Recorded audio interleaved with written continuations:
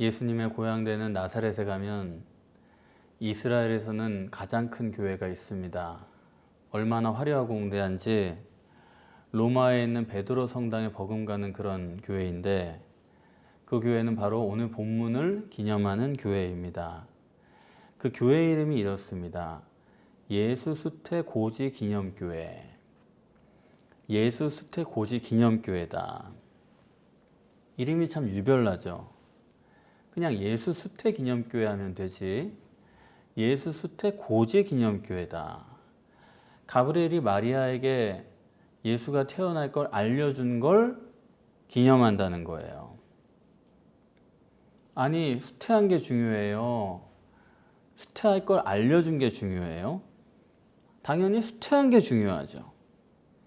근데 교회 이름이 예수수태 기념교회가 아니라 예수수태 고지 기념교회라는 것입니다.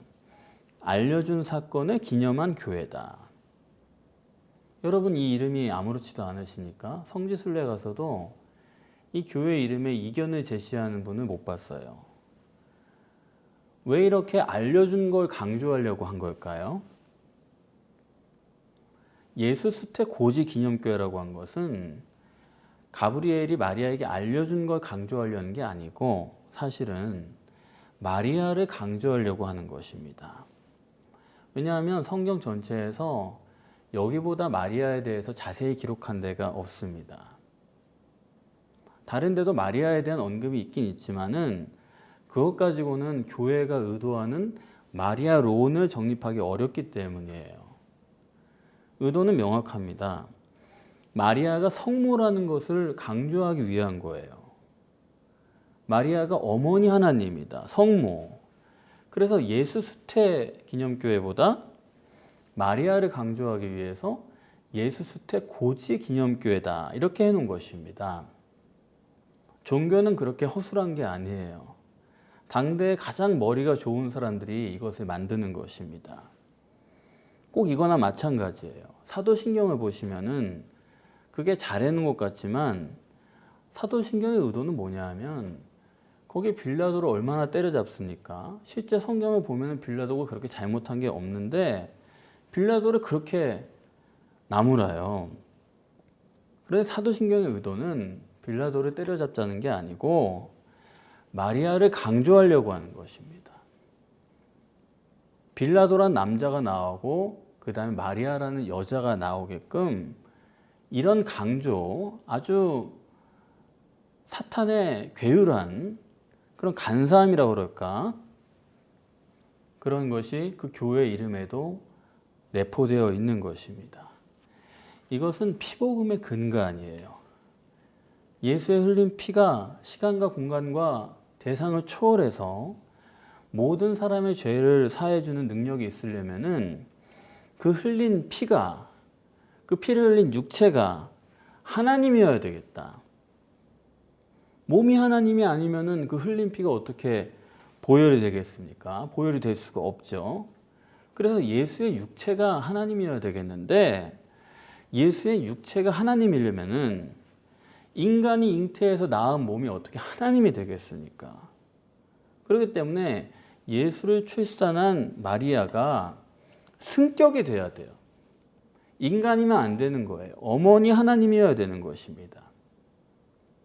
그래서 의도 자체가 피복음을 정당화하려니까 마리아를 성모, 하나님으로 만든 것입니다. 그것을 잘 표현하고 있는 것이 예수수태 고지 기념교회다. 아시겠죠? 본문은 하나님이 육신을 입고 이 땅에 오신 예수 그리스도를 잉태하는 사건입니다. 그 잉태하는 복이나 영광은 이건 감히 누구와 비교할 수가 없을 거예요. 그토록 유대인들이 기다려온 메시아를 잉태하는 한 여인, 이건 전무후무한 사건이고 다시는 누구한테도 기회가 없는 그런 사건입니다. 유일무이한 사건이고 인류 역사 이래로 그 가치를 어디에도 비길 수 없는 그런 사건인데, 그럼 여러분, 이 마리아라는 사람이 대체 어떤 여건을 갖췄길래 그 많은 사람 중에 그 여러 시대에서 이 마리아에게 예수 그리스도를 잉태하게 했을까요? 그만한 이유가 있을 것입니다. 아무나가 아니거든요. 하나님은 왜 마리아에게 예수 그리스도를 잉태하는 영광을 주었을까 하는 것입니다. 바로 그 점을 사가랴 부부와 대조해서 정립하는 것입니다. 침례 요한이 누구한테 잉태했냐면 사가랴 부부죠. 아무나가 아닙니다. 그 사람들도. 제사장이고 순혈이에요. 그리고 경륜으로 봐도 주의 계명과 율례를 흠없이 완전하게 지킨 의인이다. 그 말은 뭐냐 하면 그렇기 때문에 이 사가랴 부부를 통해서 침례 요한이 태어났다 그 말이에요. 그러면은 위대한 사가랴 부부이기 때문에 요한을 잉태할 수 있었다. 그런 논리가 앞에까지니까 그럼 마리아는 그들과는 전혀 비교도 안 되는 그런 인물이어야 되겠죠. 메시아의 신됨에도 감당하지 못할 그런 격차가 나는 거니까요. 마리아는 얼마나 위대한 인물이어야 되겠습니까? 그런데 성경은 그렇게 기록을 안 해요. 마리아는 혈통이 어떻다 그런 얘기가 없어요. 다시 말하면 자랑할 게 아무것도 없는 사람이다. 배경이 없는 사람이다. 또 경륜을 봐도 마리아는 율법이 어쩌고 그런 얘기 하나도 없어요. 이 말은 뭐냐면 마리아는 혈통이나 경륜 모든 면에서 기술할 만한 건덕지가 없는 사람이다 이겁니다. 우리는 위대한 탄생은 위대한 부모에게서 그런 생각이 다 있지 않습니까? 그런데 여기는 그런 게 없다는 거예요. 그런가 하면 하나님과의 관계도 그렇습니다. 사가랴는 제사장이에요. 하나님과의 관계는 더 이상 언급할 것이 없는 그런 정도입니다. 그뿐이 아니죠. 제사장이라는 직업은요, 당시의 최고 직업입니다. 더 이상 좋은 직업은 없어요. 사회적 지위도 높아요. 제사장은 재판도 하잖아요. 예수님을 정죄해서 죽일 때도 그게 누가 재판한 겁니까? 산헤드린 공회에서 했지만은 실제로 그것을 지배하는 사람은 대제사장입니다. 그러니까 대제사장은 그 세계에서는 가장 존경받고 그런 직업, 나무랄 데가 하나도 없는 사람, 하나님 같은 사람, 그가 제사장입니다. 그런 사람이어야 예비자의 부모가 될 수 있다. 그런 얘기 아닙니까? 그런데 마리아의 직업은 어때요? 마리아는 직업을 기록을 안 했으니까 그 남편인 요셉을 보면요. 나사렛이죠. 저 두메 산골입니다. 거기서 요셉이 목수예요. 목수는 대도시에 가서 해야 목수지. 그렇지 않습니까? 시골에서 누가 목수에게 무슨 일감이 있어요. 먹고 살기가 힘든 겁니다. 그 말은 요셉은 대도시에 집 한 칸 얻을 돈이 없는 사람이죠. 그러니까 자기가 양도 칠 게 없는 그런 사람이에요. 더군다나 이 사람은 다윗의 자손이라고 그러는데 지금 사는 지방이 이방 땅이거든요. 성경에 말씀하는 것은 그 당시 가장 천한 사람, 베두인이거든요. 근데 그 목동보다도 못한 사람이 요셉이고 마리아다. 그런 얘기입니다. 우리가 봐서 메시아의 부모 될 자격은 털끝만치도 없는 사람들. 그래서 마리아도 48절에 자기가 기도하면서 비천하다. 그렇게 말하지 않습니까? 그건 정말 실제예요. 이건 정말 한심한 사람들이죠. 사가랴 부부와 대비되는 마리아입니다. 그런데 천사의 계시부터는 얘기가 확 달라지는 거예요. 우선 천사가 사가랴한테 계시할 때는 장소가 어디냐면요. 성소였죠. 하나님을 특별하게 만나는 면회장입니다. 그것도 기도하는 향단 우편이에요. 그리고 가시적으로 볼 수 있게 천사가 나타난 거예요. 여러분이 저를 보시듯이 뻔히 본 거예요. 그리고 그 사람들의 이름도 알고 너희들이 자식 위해 기도하는 것도 알고 다 알아요. 그러면서 엘리사벳이 수태하겠다는 거예요. 그러니까 이런 걸 다 겪을 때 사가랴는 그것을 믿지 않을 수 없는 요건을 다 갖춰주신 것입니다. 그런데 마리아는 나사렛이죠. 성경 어디에도 나사렛에서 메시아가 난다는 그런 얘기는 없습니다. 그건 아니잖아요. 그런데다가 28절에 그에게 들어가 했습니다. 이걸 직역하면요, 그녀 속으로 들어가예요. 그러니까 마리아 집으로 들어갔다는 얘기가 아닙니다. 이거 잘못 보는 사람들은 자꾸 마리아의 집에 천사가 들어간 것처럼 얘기를 하는데, 그런 얘기 쓰는 게 성경이 아니에요. 그녀 속으로 들어갑니다. 가브리엘이 마리아에게 들어간 것은 마리아의 마음 속이에요. 천사가 보인 게 아닙니다. 마리아의 몸속으로 들어간 거예요. 그러니까 마리아는 천사가 자기한테 나타나서 고지했다? 그런 게 아니에요. 그런 건 본 적도 없고 들은 적도 없는 겁니다. 천사는 알 수가 없는 겁니다. 사가랴는 천사가 보이게 나타나서 육성으로 말하고 육성으로 듣고 사가랴 자신도 육성으로 대답한 거예요. 근데 지금 여기에 마리아 속으로 들어가. 여러분 그 점이 보이시면은 그 다음부터의 대화는 전혀 다르게 익혀지는 것입니다. 마리아는 육성으로 들은 게 없어요. 심령으로 들은 거예요. 자기 속에서 들려온 거예요. 영적인 음성을 심령에서 듣고 심령에서 자기도 대화한 거예요. 가시적으로는, 가청적으로는 가브리엘 천사는 안 보고 안 들은 겁니다.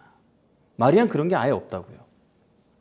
이렇게 보면은 마리아는 믿을 수 있는 요건이 하나도 안 돼 있어요. 보기를 했어요, 듣기를 했어요. 이런 얘기 마리아가 어디 가서 하면은 마리아 너 왜 그래? 사람들이 걱정하는 겁니다. 남들 보기에는 그럴 수밖에 없는 자기 혼자만의 사건이에요. 그런데 그런 거 겪고 마리아는 그걸 믿어요.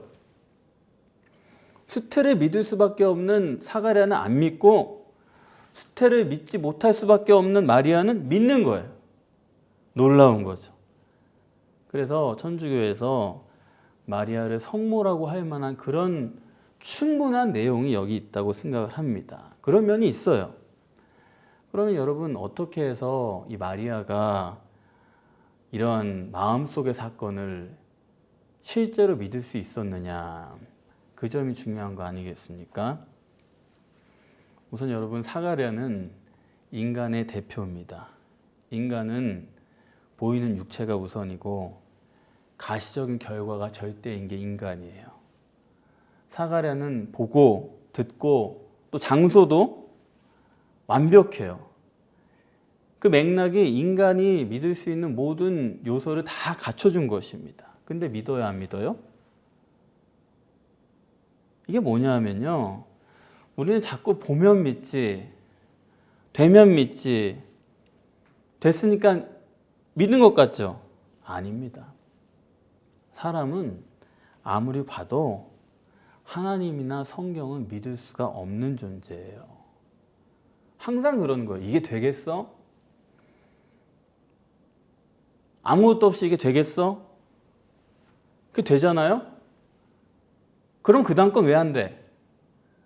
그 다음은 왜 문제야? 이것도 돼야지. 계속 불신하는 거예요. 불신밖에 없으면서 사람이 교회를 다니고 종교 생활을 한 것 때문에 자기가 하나님을 믿고 그러는 줄 압니다. 잠깐 불신이었고 여전히 나는 신앙이 있는 줄로 알아요. 아닙니다. 홍해를 마른 땅으로 건너고 낮에는 구름기둥 밤에는 불기둥 만나를 40년을 먹어도 하나님을 믿지 못하고 금송아지를 만드는 게 인간이에요. 그 많은 은혜를 하나님이 베풀어 줬지만 이스라엘 사람은 결국 멸망하고 포로로 끌려간 것을 여러분들이 깊이 생각하시기를 바랍니다. 여러분의 신앙이 바로 되기 위해서는 내가 하나님을 믿지 못하는 사람이라는 것을 깊이 깨달아야 돼요. 거기서부터 우리의 신앙이 출발할 수가 있는 것입니다. 사가랴나 엘리사벳을 통해서 우리가 알 수 있는 것은 사람이 아무리 자기가 종교적 훈련을 하고 그런 경륜이 있어도, 아니 가브리엘 천사에게 사가랴가 하는 말을 보세요. 얼마나 뺀질뺀질합니까? 그렇게 벙어리 되는 거예요. 그렇게 되고도 사가랴 부부는 여전히 잉태한 것을 숨기고 5달을 지내는 것입니다. 그러니까 종교적인 걸 더하면 더할수록 이런 사람일수록 영적 역사에 무딘 거예요. 영적 역사를 오히려 억제하고 가리는 사람이 되는 거지, 실제적인 하나님의 역사에는 배제되는 그런 경우가 너무나 많다는 것입니다.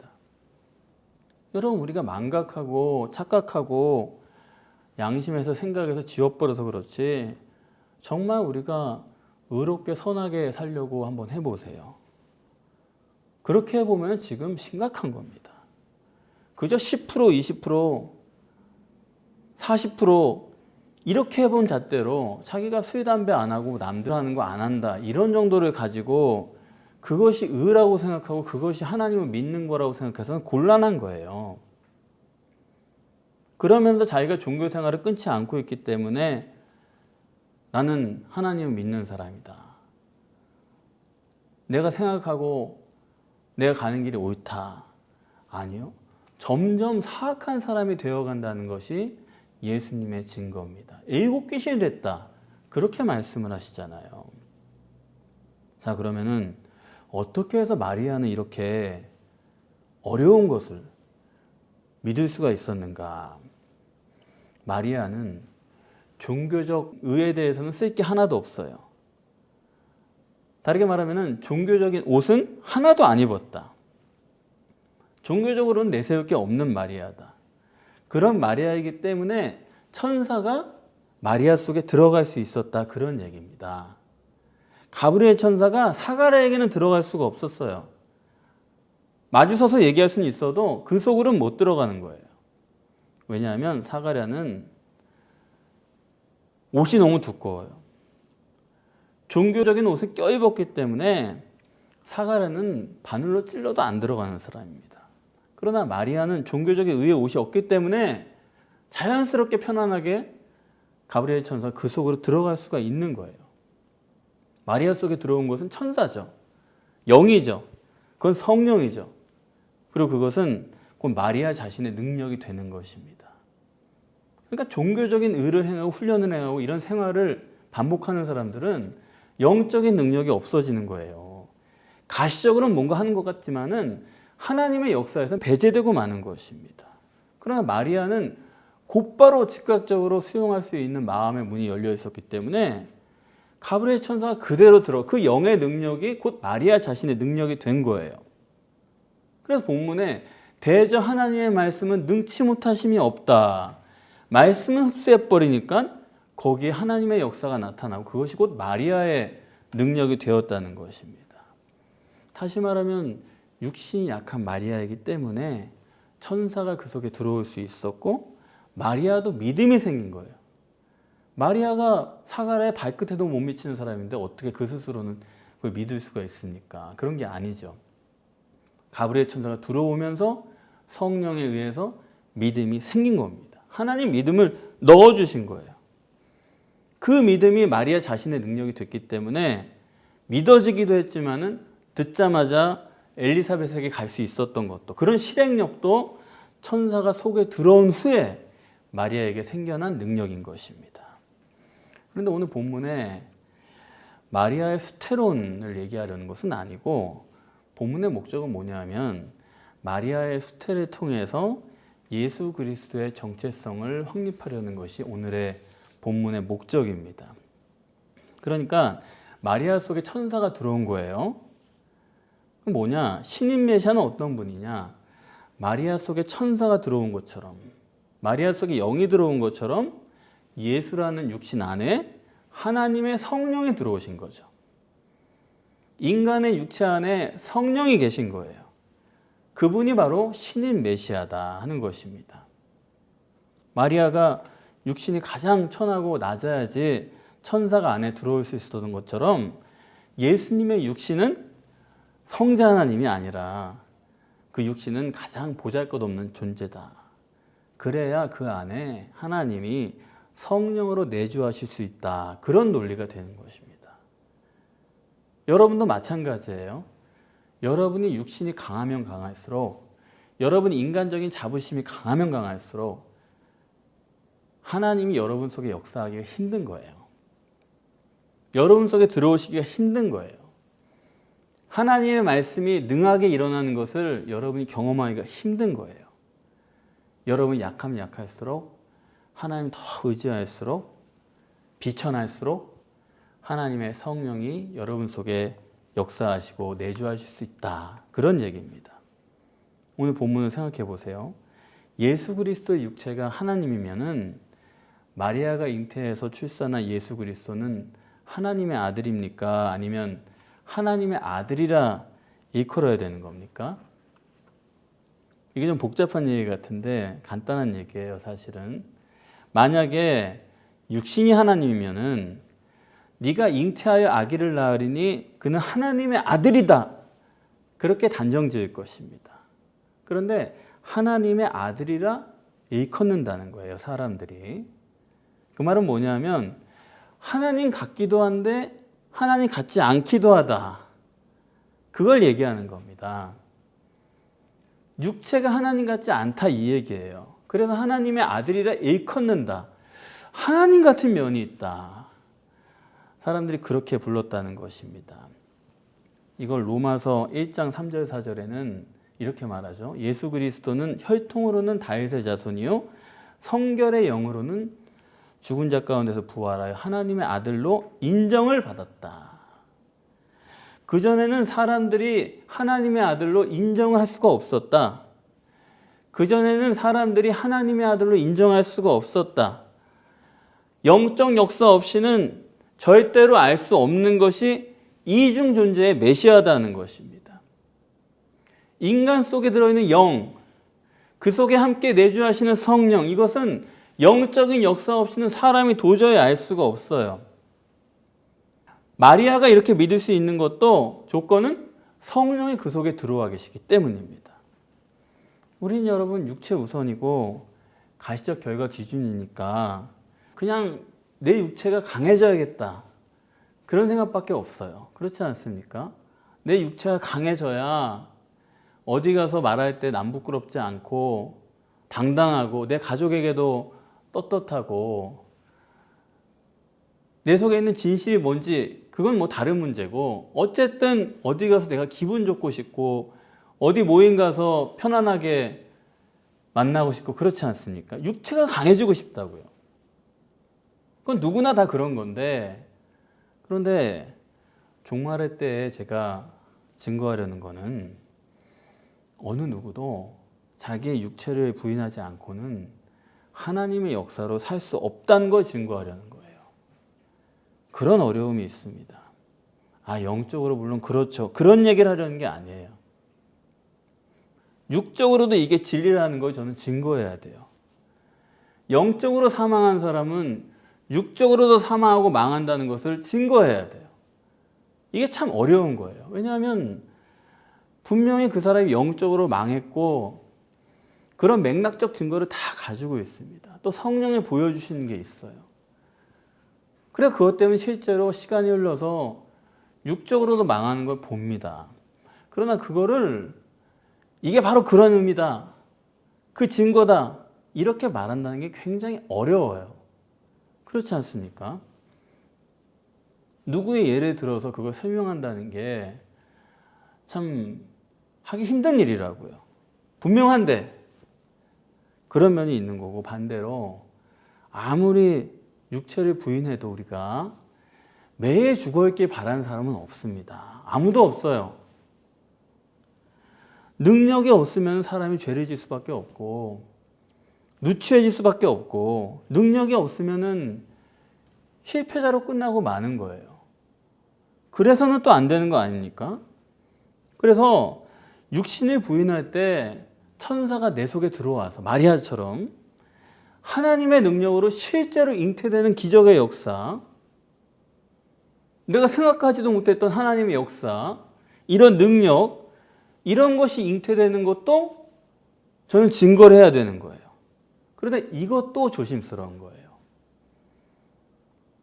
그런 맥락적 증거와 상황이 있습니다. 저 사람이 영적으로 믿음이 있고 하나님의 은혜를 받아가지고 이제 이런 것들이 잉태되었다 하는 증거를 분명히 저는 가지고 있지만 성령이 분별케 하셔서, 그러나 그걸 말하기에 또 조심스러운 게 있는 거예요. 왜냐하면 그건 또 그러지 못한 사람들에 대해서 가시적이고 결과 중심적인 이런 것을 추구하게 만들까 봐 이쪽을 말하기도 어렵고 저쪽을 말하기도 어려운 게 있습니다. 저 자신에 대해서도 그런 게 다 있죠. 영적으로 제가 하나님 앞에 분명하기 때문에 하나님이 잉태케 하시는, 하나님의 능력을 베풀어 주신 그런 것들을 제가 그 열매를 얻어먹고 삽니다. 여러분들이 저를 걱정 많이 하시겠지만 나름대로 떵떵거리고 잘 살아요. 맛있게 먹고 나름대로 행복하게 만족하게 영혼이 충만해서 삽니다. 뭐 대단한 거 먹지 못해도 입맛은 돌아온 거예요. 하나님이 입맛을 주셔서 항상 맛있게 음식을 먹거든요. 근데 이 모든 것이 하나님이 주신 것이고 잉태케 하신 사건이라는 거 저는 알아요. 맥락적 증거를 우리는 가족들은 가지고 있습니다. 그러나 이런 걸 또 말하는 것도 보통 어려운 게 아니에요. 조심스럽죠. 그래서 성경을 기초로 해서 어떻게 보면 좀 이론적으로 그렇게 말씀드릴 수밖에 없는데, 그 점을 여러분들이 유념해서 들으시고 이게 이론이 아니라 실제로 증거하는 것이라는 것을 여러분들이 믿고 그대로 따라가시면은 여러분 분명히 여러분 속에 하나님의 역사가, 놀라운 역사가 따라옵니다. 여러분 마리아처럼 자기를 부인하시고 성령을 의지하시는 것이 생명의 길이요, 풍성한 추수의 길이요, 영광의 길이라는 것을 명심하시기 바랍니다. 여러분 산업과 가정과 신앙생활에 능치 못하심이 없는 하나님의 역사가 나타나 그 영광을 다 함께 누리시는 여러분 모두가 되시기를 축복합니다.